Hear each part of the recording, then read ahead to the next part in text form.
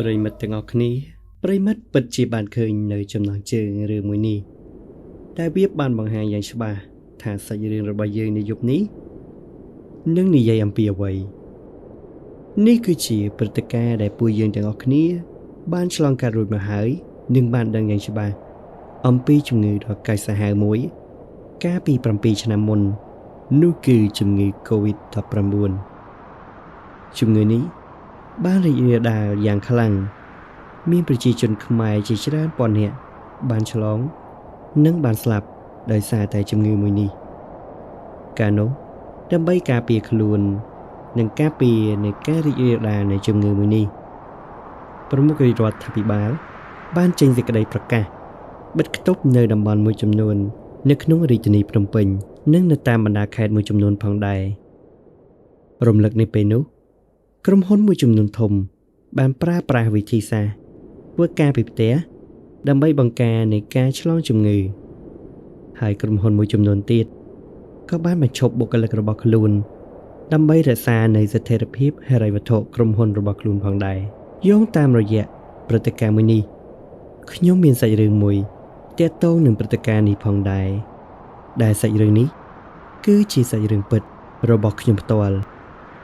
ដែលខ្ញុំបានឆ្លងកាត់ហេតុការណ៍ដ៏ចម្លែកមួយនាកំឡុងពេលនោះស្របពេលដែលជំងឺ COVID-19 កំពុងតែរីករាលដាលខ្លាំងប្រិមិត្តទាំងអស់គ្នាមកទីនេះទាំងអស់គ្នាណាខ្ញុំនឹងលម្អិតសាច់រឿងជូនប្រិមិត្តស្ដាប់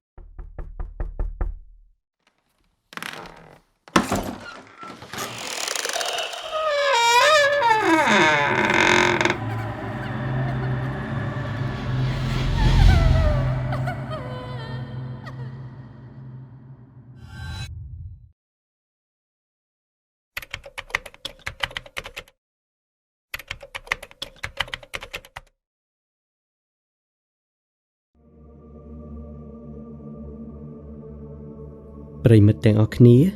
ខ្ញុំនឹងនាំប្រិមិត្តទៅកាន់ឆ្នាំ2020វិញដែលពេលនោះជាពេលវេលាដែលពិភពលោករបស់យើងកំពុងស្ថិតនៅក្រោមការវាយលុកយ៉ាងខ្លាំងនៃជំងឺ COVID-19 ជាពេលវេលាដែលមនុស្សម្នាគ្រប់គ្នាទទួលរងនូវផលលំបាកមែនទែនដោយសារតែជំងឺមួយនេះនិងមានមនុស្សមួយចំនួនបានបាត់បង់ការងារផងដែរដោយសារតែការវិវត្តយ៉ាងលឿនបំផុតនៃជំងឺមួយនេះមិត្តភ័ក្តិរបស់ខ្ញុំម្នាក់ដែលគាត់ឈ្មោះថាបុតខ្ញុំហៅវាថាអាបុតគឺជាមិត្តភ័ក្តិជិតដិតរបស់ខ្ញុំម្នាក់ដែលពួកយើងបានរៀនសាលាជាមួយគ្នានៅរាជធានីភ្នំពេញហើយពេលដែលចេញធ្វើការពួកយើងក៏ធ្វើការក្រុមហ៊ុនជាមួយគ្នាផងដែរតែមួយរយៈក្រោយមកដោយសារតែវិបត្តិនៃជំងឺ COVID-19 បានរីករាលដាលយ៉ាងខ្លាំងក្រុមហ៊ុនបានសម្រេចចិត្តឲ្យបុគ្គលិកធ្វើការពីចម្ងាយឬយើងហៅថា work from home នោះឯងសម្រាប់បុគ្គលិកដែលគាត់មានផ្ទះនៅភ្នំពេញស្រាប់ពួកគាត់មានភាពងាយស្រួលជាងពួកខ្ញុំដែលមកពីខេត្តដោយសារតែពួកខ្ញុំនឹងត្រូវការជួលបន្ទប់ស្នាក់នៅត្រូវការបង់ថ្លៃអ៊ីនធឺណិតនិងបង់ថ្លៃបន្ទប់ផងថ្លៃអាហារផងហើយសម្រាប់ប្រាក់ខែរបស់ពួកយើងវិញមានភាពយឺតយ៉ាវបន្តិចដោយសារតែពេលនោះក្រុមហ៊ុនកំពុងតែជួបវិបត្តិដូចគ្នាស្របតាមស្ថានភាពដែលកំពុងតែលំបាកបែបនេះអាបុតមិត្តភក្តិខ្ញុំវាក៏មានគំនិតចង់វិលត្រឡប់ទៅស្រុកកំណើតមួយរយៈដោយសារតែមិនអាចទប់ទល់ជាប់នឹងស្ថានភាពបែបនេះបានប្រហែលជាមួយអាទិត្យក្រោយមកអាបុតវាក៏បានដាក់ពាក្យលាឈប់ពិតមែនហើយវិលទៅស្រុកកំណើតវិញតែវាមានស្រុកកំណើតនៅឯខេត្តតាកែវរីឯខ្ញុំគឺជាអ្នកមកពីខេត្តកំពតពេលវេលាហួសទៅមួយខែហើយមួយខែទៀតខ្ញុំតាមដានព័ត៌មានស្ទើរតែរាល់ថ្ងៃពីស្ថានភាពនៃជំងឺមួយនេះថាវាបានសាក់ស្រានហើយឬនៅតែខុសពីការគិតខ្ញុំឆ្ងាយណាស់ពីមួយថ្ងៃទៅមួយថ្ងៃមានអ្នកឆ្លងថ្មីបន្ថែមកាន់តែច្រើននិងមានអ្នកស្លាប់កាន់តែច្រើនផងដែរចាប់តាំងពីមួយថ្ងៃទៅមួយថ្ងៃខ្ញុំចាប់ផ្ដើម stress មែនទែនហើយជាមួយនឹងស្ថានភាពមួយនេះខ្ញុំក៏មានគំនិតចង់ឈប់ពីការងារដូចជាអាបុតដែរហើយវិលទៅខេត្តវិញ ប៉ុន្តែដោយសារតែខ្ញុំមានទំនួលខុសត្រូវច្រើនថ្លៃសិក្សាផង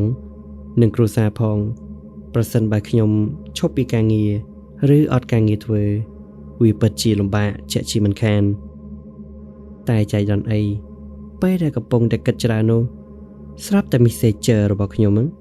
វាក៏បានលោតឡើងឬសូរតែទឹងខ្ញុំក៏ទាញទូរស័ព្ទមកបើកមើលតាមពិតនោះគឺជា message មកពីអាបុតវាបានឆាតមកខ្ញុំបានបើកស្ដាប់អាបុតវាបានសួរនាំដូចជាសួរសុខទុក្ខរបស់ខ្ញុំជាធម្មតាតែខ្ញុំក៏ឆ្លើយប្រាប់វាវិញថាខ្ញុំមិនសូវសុខទេព្រោះពេលនេះកំពុងតែពិបាកចិត្តហើយវាក៏បានតបប្រាប់ខ្ញុំវិញថាឥឡូវវាកំពុងតែធ្វើការនៅកំពង់សោមបានប្រហែលជាមួយខែហើយវាក៏សួរខ្ញុំថាចង់ធ្វើការដែរអត់តួនក្រុមហ៊ុនរបស់វានឹងកំពុងតែជ្រើសរើសបុគ្គលិកបន្ថែមហើយប្រាក់ខែវិញ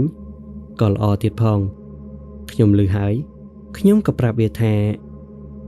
ខ្ញុំចាប់អារម្មណ៍ហើយវានឹងក៏ប្រាប់ខ្ញុំឲ្យផ្ញើ CV ទៅវាទៅខ្ញុំក៏ធ្វើតាមវាបានប្រហែលជា3ថ្ងៃក្រោយមកខាងក្រុមហ៊ុនក៏បានតាក់ទងមកពិតមែនដែលគេបានប្រាប់ពីលក្ខខណ្ឌនិងសួរនាំខ្លះតាក់ទងនឹងការងារមួយចំនួនក្រោយពីសម្ភាសន៍រួចស្អែកឡើងគេក៏បានតាក់ទងមកម្ដងទៀតដែលគេបានប្រាប់ខ្ញុំថា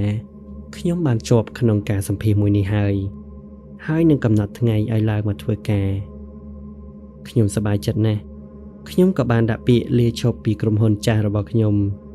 ប៉ុន្តែត្រូវរងចាំរហូតដល់មួយសប្តាហ៍ទើបជាថ្ងៃ last day របស់ខ្ញុំនៅក្រុមហ៊ុនចាស់ខ្ញុំត្រៀមខ្លួនសម្រាប់ការធ្វើដំណើរទៅកំពង់សោមក្នុងរយៈពេលមួយសប្តាហ៍ទៀតពោលគឺនៅក្នុងសប្តាហ៍ទី2ពេលដល់ថ្ងៃកំណត់ពេលនោះខ្ញុំក៏បានទៅដល់ទឹកដីនៃក្រុងកំពង់សោមពេលវេលាចេះតែរំកិលទៅមុខថ្ងៃកំណត់ក៏បានមកដល់ពេលនោះខ្ញុំបានធ្វើដំណើរទៅដល់ក្រុងព្រះសីហនុឬយើងហៅថាកំពង់សោមពេលដំបូងខ្ញុំមានអារម្មណ៍ថាប្លែកដោយសារតែមានជាតិសាសន៍ចម្រុះហើយមានអគារខ្ពស់ទៀតខ្ញុំជិះតុកតុកបណ្ដើរមើលតាមផ្លូវបណ្ដើរហើយខ្ញុំក៏បានប្រាប់ពូតុកតុកឲ្យជូនខ្ញុំទៅតាម location ដែលខាង HR គេបានផ្ដល់ឲ្យនៅតាមបណ្ដោយផ្លូវមនុស្សគ្រប់គ្នាពាក់ម៉ាស់ជាប់ជានិច្ចរួមទាំងខ្ញុំផងដែរពេលដែលខ្ញុំទៅដល់មាន HR ម្នាក់ចេញមកទទួលខ្ញុំតែតាមច្បាប់ក្រុមហ៊ុននេះពេលនោះត្រូវតម្រូវឲ្យបុគ្គលិកថ្មីធ្វើចតាល័យស័ក្តិរយៈពេល7ថ្ងៃជាមុននឹងចូលធ្វើការខ្ញុំត្រូវបានក្រុមហ៊ុនរៀបចំឲ្យស្នាក់នៅអគារមួយដាច់ដោយឡែកពីគេដែលទីនោះគឺជាកន្លែងសម្រាប់បុគ្គលិកធ្វើចតាល័យស័ក្តិមុនពេលដែលដើរចូលចន្ទាយន្តឡើងទៅជាន់ដែលត្រូវស្នាក់នៅរយៈពេល7ថ្ងៃនោះខ្ញុំត្រូវបានក្រុមសន្តិសុខដែលប្រចាំការយាមនៅអគារនោះពួកគាត់ធ្វើការតេស្ត COVID បឋមជាមុនសិនដែលការតេស្តនោះគឺជាការរកច្រមុះនោះឯងអាចថាខ្ញុំធ្លាប់តេស្តពីមុន2ទៅ3ដងរួចហើយកាលពីនៅភ្នំពេញតែខ្ញុំដូចជាមិនទម្លាប់សោះដោយសារតែការរកច្រមុះនេះពេលនោះវាឈឺបន្តិចដែរពេលរកទៅវាធ្វើឲ្យរៀងឆ្លុះបន្តិចនិយាយទៅពេលនោះអ្នកណាក៏ធ្លាប់ឆ្លងកាត់ដែរនៃការរកច្រមុះមួយនេះយ៉ាងហោចណាស់មនុស្សម្នាក់មិនក្រោម10ដងនោះទេក្រោយពេលដែលតេស្តបឋមរួច HR ក៏បាននាំខ្ញុំចូលទៅក្នុងចន្ទាយន្តហើយឡើងទៅកាន់ជាន់ទី3ពេលដែលខ្ញុំដើរដល់ជាន់នោះដំបូងខ្ញុំមានអារម្មណ៍ថាត្រជាក់ខុសធម្មតាបន្ទប់ដែលគេឲ្យខ្ញុំស្នាក់ដើម្បីធ្វើចតាល័យស័ក្តិនោះគឺបន្ទប់307ដែលវាស្ថិតនៅជាន់ទី3នៃអគារនោះបង HR គាត់បានប្រាប់ខ្ញុំថារាល់ពេលម៉ោងបាយនឹងមានអ្នកយកបាយមកឲ្យខ្ញុំនៅមុខបន្ទប់ដោយគេនឹងគោះទ្វារបន្ទប់ជាសញ្ញាប្រាប់ហើយបើមានអ្វីមិនស្រួលអាចតាក់ទងមកគាត់ផ្ទាល់បានគាត់បានឲ្យ password Wi-Fi មកខ្ញុំដូចគ្នាសម្រាប់ការប្រើប្រាស់អ៊ីនធឺណិតដោយសារនៅទីតាំងនោះ មិនសូវមានសេវាទូរស័ព្ទប៉ុន្មានទេពេលយប់ក៏បានមកដល់ខ្ញុំរៀបចំងូតទឹកជាធម្មតាហើយនេះគឺជាយប់ដំបូងដែលខ្ញុំនៅកំពង់សោមហើយក៏ជាយប់ដំបូងដែលខ្ញុំចាប់ផ្ដើមធ្វើចតាលិស័កផងដែរសភាពក្នុងបន្ទប់ស្ងាត់ឲ្យជ្រាបហើយបន្ទប់ក៏មិនធំពេកដែរល្មមនឹងខ្ញុំស្នាក់នៅបាន7ថ្ងៃងូតទឹកបានបន្តិចខ្ញុំក៏សម្រាកម៉ោងប្រហែលជា 6:30 នាទីខ្ញុំបានឮសូរសំឡេងមនុស្សគោះទ្វារបន្ទប់ពិតមែនហើយខ្ញុំក៏ដឹងភ្លាមថាមានគេយកបាយមកឲ្យហើយវាចំពេលដែលខ្ញុំនឹងកំពុងតែឃ្លានល្មមខ្ញុំក៏បើកទ្វារដើម្បីយកបាយមកហូបជាធម្មតាគេបានរៀបចំបាយមកហូបមួយប្រអប់និងទឹកសុទ្ធមួយដបសម្រាប់បុគ្គលិកម្នាក់ខ្ញុំមិនគិតច្រើនទេខ្ញុំហូបបាយសិនរួចនឹងបានឆាប់ចូលគេងនិងសម្រាកក្រោយពីបានបាយរួចខ្ញុំក៏អង្គុយអូស Facebook មើលនេះមើលនោះរហូតដល់ម៉ោង 10 យប់ដំបូងឡើយខ្ញុំគិតថាខ្ញុំនឹងចូលដេកលឿនតែវាមិនដូចការគិតរបស់ខ្ញុំសោះចុងក្រោយខ្ញុំនៅតែដេកយប់ជ្រៅដដែលយប់កាន់តែជ្រៅភ្នែកក៏រៀងទន់បន្តិចហើយដោយសារតែយប់ជ្រៅផងទូរស័ព្ទក៏អស់ថ្មល្មមខ្ញុំក៏បានរៀបចំដេកជាធម្មតាពេលនេះម៉ោងប្រហែលជា 11 ជាងពេលដែលខ្ញុំកំពុងតែរៀបចំដេកនោះហើយពីពេលវេលាដែលខ្ញុំជួបអ្វីដែលមិនគួរជួបនិងឮអ្វីដែលមិនគួរឲ្យឮខ្ញុំចាប់ផ្ដើមបិទភ្នែកដេកជាធម្មតាតែខ្ញុំដេកមិនទាន់លក់សោះដោយសារតែប្លែកកន្លែងដេកណាមួយដោយសារពេលនោះគឺជាយប់ដំបូងរបស់ខ្ញុំមិនទាន់ទម្លាប់នឹងកន្លែងស្នាក់នៅនៅឡើយបន្តិចក្រោយមកខ្ញុំក៏បានឮសូរសំឡេងសម្រាប់ជើងមនុស្សដើរទៅដើរមកនៅខាងមុខបន្ទប់តាំងតែថ្មនេះគឺជាពេលយប់ជ្រៅទៅហើយខ្ញុំក៏គិតថាសំឡេងនោះអាចជាសំឡេងសម្រាប់ជើងរបស់បងសន្តិសុខដែលគាត់យាមកាមនៅជាន់នោះតែប៉ុណ្ណោះ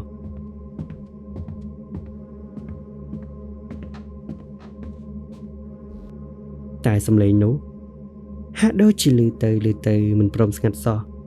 សំឡេងនោះឮខ្លាំងទៅជាមួយនឹងសំឡេងដែលចេញពីស្បែកជើងខ្ញុំដេកមិនលក់សោះខ្ញុំកំពុងតែដេកមិនលក់ផងហេតុតែមិនអស់ចិត្តក៏ងើបដើរទៅបង្ហើបមាត់ទ្វារបន្តិចហើយងាកមើលឆ្វេងងើស្ដាំនៅតាមបណ្ដោយផ្លូវដើរនៅជាន់នោះ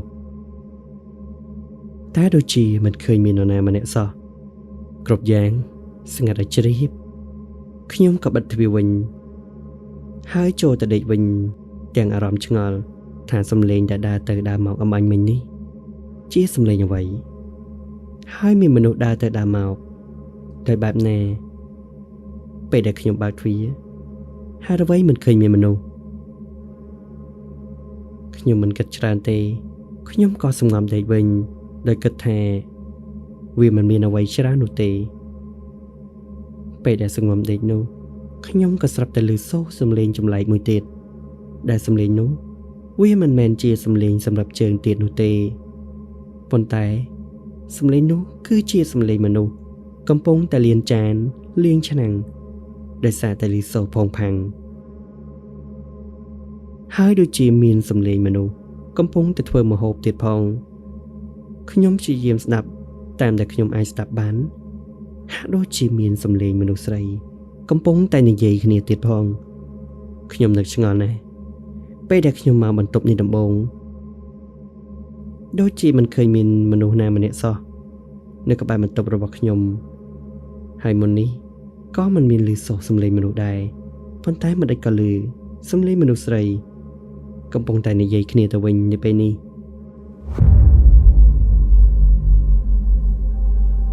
ខ្ញុំក៏គិតថាប្រហែលជាអ្នកជាប់បន្ទប់គេទៅចេញពីធ្វើការហើយធ្វើបាយហូបហើយមើលទៅខ្ញុំរមៀលចុះរមៀលឡើងដោយសារតែដេកមិនលក់ហើយអារម្មណ៍ក៏មិនស្ងប់ទៀតផងនៅតែនឹកឆ្ងល់មិនឈប់រឿងដែលជួបវាហាក់ដូចជាពិតបន្តិចនិងមិនពិតបន្តិចខ្ញុំក៏ក្រោកមកអង្គុយហើយទាញទូរស័ព្ទមើលម៉ោងប្រហែលជា 1 យប់ទៅហើយ មិនដេចឡើយខ្ញុំនៅតែដេកមិនលក់ទៀតខ្ញុំក៏អើតទៅខាងក្រៅតាមកញ្ចក់បង្អួចដោយសារតែបន្ទប់ដែលខ្ញុំស្នាក់នៅនោះវាស្ថិតនៅចុងគេទើបមានបង្អួចកញ្ចក់នៅទីនោះខ្ញុំមើលទៅទិដ្ឋភាពខាងក្រៅតាមកញ្ចក់បង្អួចសុកស្រាប់តែខ្ញុំបានឃើញមនុស្សស្រីម្នាក់កំពុងតែអង្គុយនៅលើដើមឈើនោះធ្វើតែមិនដឹងខ្ញុំខំញីភ្នែកម្ដងហើយម្ដងទៀតស្រាប់តែភ្លាមបាត់នារីម្នាក់នោះឲ្យឈឹងខ្ញុំមិនដឹងថាអ្វីដែលខ្ញុំបានឃើញបាញ់មិញនេះវាជាការពិតឬយ៉ាងណានោះទេគ្រាន់តែខ្ញុំងាកមុខចេញបន្តិចហើយងាកមកវិញស្រាប់តែនារីម្នាក់នោះបានបង្ហាញខ្លួនម្ដងទៀតហើយញញឹមយ៉ាងស្រស់ដាក់ខ្ញុំទៀតផងខ្ញុំភ្ញាក់ឲ្យព្រឺតក្នុងចិត្តភ័យណាស់ប្រញាប់បញ្ញាបិទបង្អួចហើយចូលទៅក្នុងភួយសម្រាប់ដេកវិញដោយសារតែមិនសូវស្រួលអារម្មណ៍ផងខ្ញុំក៏គិតថាគ្រប់យ៉ាងគឺខ្មោចលងហើយ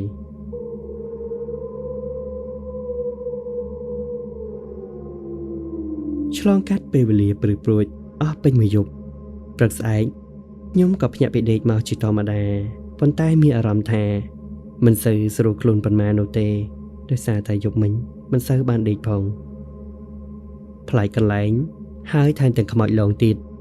មិនដឹងថាយប់នេះនឹងមានរឿងអ្វីបន្តទៀតនោះទេប៉ុន្តែដោយសារតែការងារក៏មិនអាចធ្វើអ្វីបានក្រៅតែពីបង្ខំចិត្តរស់នៅទីនេះបន្តជាក់ស្ដែងថ្ងៃនេះគឺជាថ្ងៃទី2ហើយទ្រាំនៅ5ថ្ងៃទៀតខ្ញុំនឹងបញ្ចប់ការធ្វើចតាល័យស័កហើយខ្ញុំក៏ក្រោកទៅលុបមុខដោះធ្មេញងូតទឹកសម្អាតខ្លួនជាធម្មតាពេលដែលខ្ញុំកំពុងតែងូតទឹកខ្ញុំក៏ឮសូរសំឡេងគេគោះទ្វារដែលសំឡេងនោះគឺជាអ្នកដែលយកបាយមកឲ្យខ្ញុំពេលដែលខ្ញុំងូតទឹកហើយភ្លាមខ្ញុំក៏ប្រញាប់ទៅបើកទ្វារហើយយកម្ហូបជាធម្មតាមិនមានអ្វីទាំងអស់មួយព្រឹកថ្ងៃត្រង់ខ្ញុំអង្គុយអូស Facebook មិនចប់សោះអស់ពី Facebook ខ្ញុំក៏ចូល TikTok អូសមើលភ្លេចខ្លួនក៏យប់ល្មមពេលថ្ងៃលិចបាត់ទៅខ្ញុំក៏អង្គុយគិតក្នុងចិត្តថាសង្ឃឹមថាយប់នេះមិនអីទៅចោះព្រោះកាលពីយប់មិញគេបានលេងខ្ញុំមួយឈុតហើយរួចសង្ឃឹមថាយប់នេះវានឹងមិនអីទៅចោះយប់បន្តិចខ្ញុំក៏ប្រញាប់បញ្ញាល់ចូលងូតទឹកដោយខ្ញុំមិនហ៊ាននៅយប់ជ្រៅដូចកាលពីយប់មិញនោះទេដោយសារតែខ្លាចគេមកលេងខ្ញុំទៀតងូតទឹករួចខ្ញុំអង្គុយលេងបន្តិចប្រហែលម៉ោង9យប់ខ្ញុំក៏ប្រញាប់បញ្ញាល់ស្រោតចូលដេកដោយមិនឲ្យជ្រុលដូចយប់មិញនោះទេខ្ញុំចាប់ផ្ដើមដើរទៅបិទភ្លើងភ្លាមហើយសម្ងាត់ដេកបានមួយភ្លែតក្រោយមកខ្ញុំក៏ដេកលក់ជាធម្មតាមិនមានរឿងអ្វីនោះទេប៉ុន្តែរឿងដែលមិនធម្មតាចាប់ផ្ដើមកើតឡើងទៀតហើយដោយសារតែពេលដែលកំពុងតែដេកលក់នោះខ្ញុំត្រូវបានខ្មោចសង្កត់ខ្ញុំដឹងថាខ្ញុំត្រូវខ្មោចសង្កត់ហើយប៉ុន្តែមិនអាចរើខ្លួនសោះហាមាត់ស្រែកឲ្យគេជួយក៏មិនបានខ្ញុំខំរើខ្លួនមែនតែនបន្តិចក្រោយមកខ្ញុំក៏ក្រោករួចពិតមែនបែកញើសអស់ពេញទាំងខ្លួនតែម្ដងខ្ញុំក៏ទាញទូរស័ព្ទមកមើលម៉ោងឃើញថាម៉ោងនេះគឺម៉ោង 12:30 នាទីយប់ហើយខ្ញុំក្រោកដើរទៅបន្ទប់ទឹកដើម្បីបត់ជើងតូចនិងលុបមុខបន្តិចដោយសារងើបមករៀងវិលពេលដែលកំពុងតែលុបមុខបណ្ដាខ្ញុំឆ្លោះមើលកញ្ចក់បណ្ដាពេលដែលកំពុងតែឆ្លោះមុខស្រាប់តែខ្ញុំបានឃើញនារីម្នាក់ឈរនៅពីខាងក្រោយខ្ញុំនាងកំពុងតែឈរសម្លឹងមកខ្ញុំនាងស្លៀកពាក់ឈុតគេងធម្មតាតែទឹកមុខនិងកាយវិការរបស់នាងមិនធម្មតានោះទេនាងធ្វើឲ្យខ្ញុំព្រឺក្បាលយ៉ាងខ្លាំងដោយសារតែភ្នែករបស់នាងមិនក្រឡាប់សំបីតែបន្តិចនាងសម្លឹងខ្ញុំមិនដាក់ភ្នែកសោះជើងរបស់ខ្ញុំញ័រអស់ហើយឈរស្ទើរតែមិនត្រង់បែកញើសសស្រាក់ពេញទឹកថ្ងាសតែម្ដងនាងឈរសម្លឹងខ្ញុំ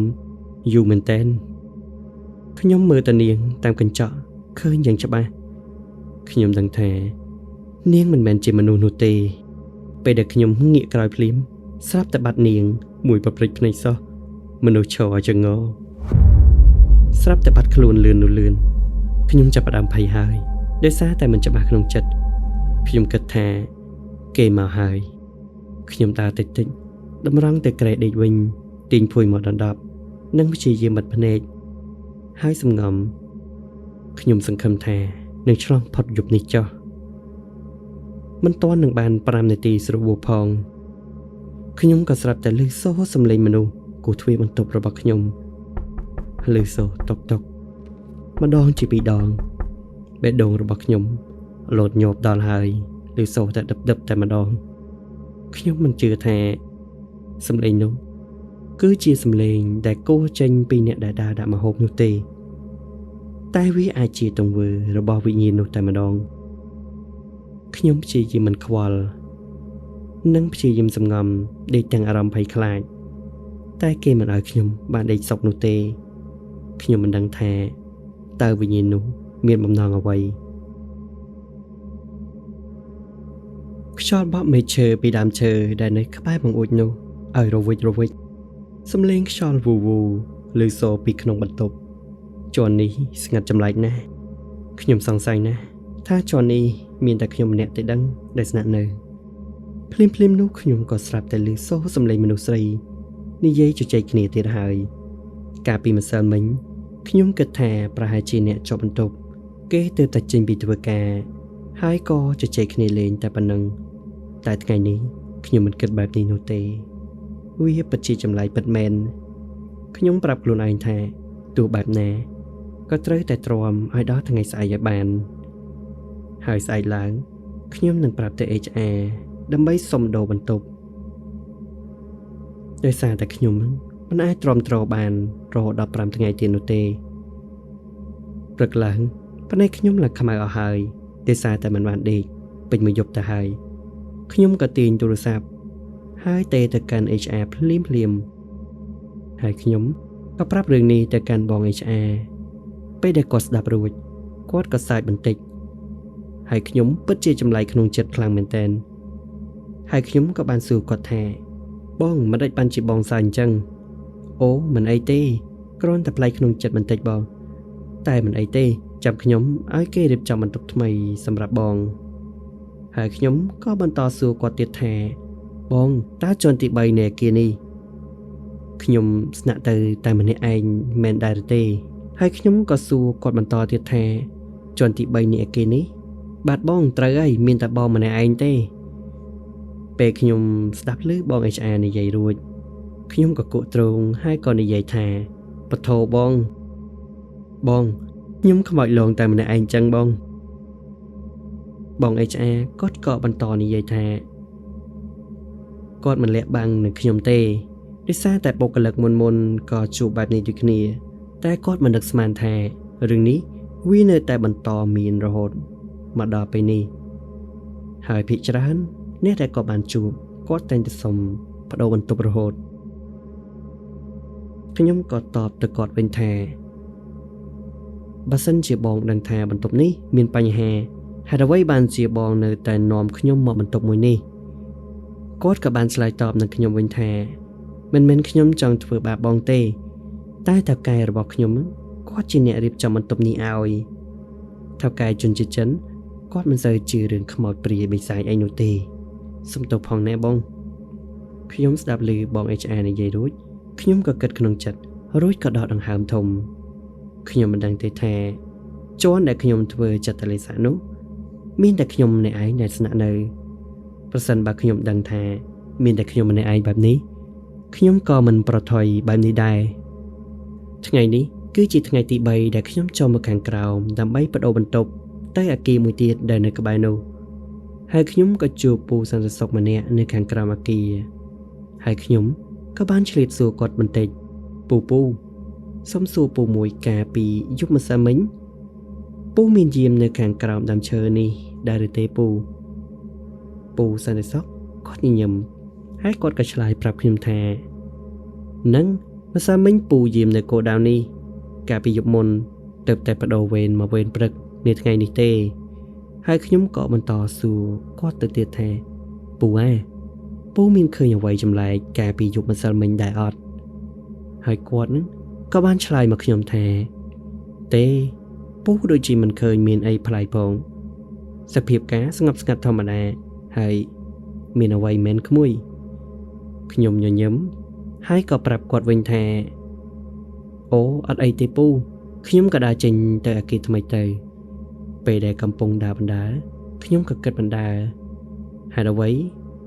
វីមានតែខ្ញុំម្នាក់ដែលត្រូវខ្មាច់លងខ្ញុំសង្កេតថាបន្ទប់ថ្មីនឹងល្អមិនមានរឿងអ្វីទៅចោះ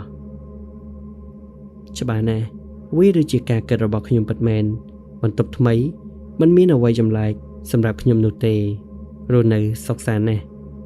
ហើយខ្ញុំក៏បន្តការស្នាក់នៅធ្វើចតុលេខស័ក្តិរហូតដល់បញ្ចប់ហើយបានចូលធ្វើការជាធម្មតាខ្ញុំនៅតែគិតថាអគារនោះឬជាន់នោះមានបញ្ហាតាមដែលខ្ញុំដឹងពីអ៊ីដែលគាត់ធ្វើផ្នែកអនាម័យ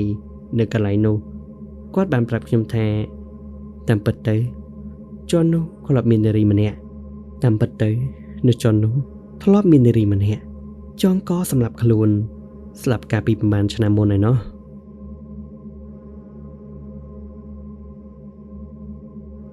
ខ្ញុំបានដឹងរឿងនេះនៅពេលដែលខ្ញុំបានចូលធ្វើការនៅក្រុមហ៊ុនបានប្រហែលជា2សប្តាហ៍ក្រោយមកអញ្ចឹងតែទើបមានវិញ្ញាណខ្មោចស្រីបង្ហាញខ្លួន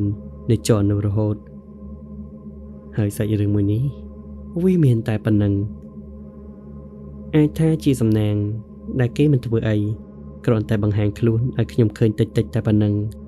ប៉ុន្តែក៏ល្មមអាចឲ្យខ្ញុំហ្នឹងបាសសក់បានដែរតាមរយៈការនិយាយវាមិនដូចជាព្រឹត្តិការណ៍ពិតនឹងជួបផ្ទាល់នោះទេតែសាច់រឿងទាំងអស់នេះគឺជាសាច់រឿងដែលចែករំលែករឿងរ៉ាវប្លែកៗទាក់ទងនឹងវិញ្ញាណដែលមានពិតនាពេលសប្តាហ៍ថ្ងៃនេះតែការប្រិមិត្តទាំងអស់គ្នាគ្រាន់នឹងស្ដាប់កំសាន្តផងដែរ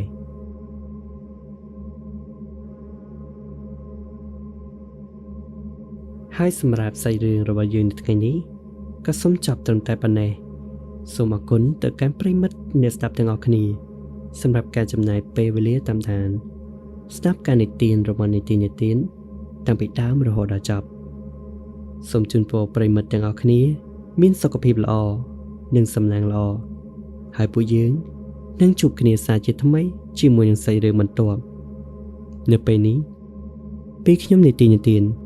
សូមជម្រាបលា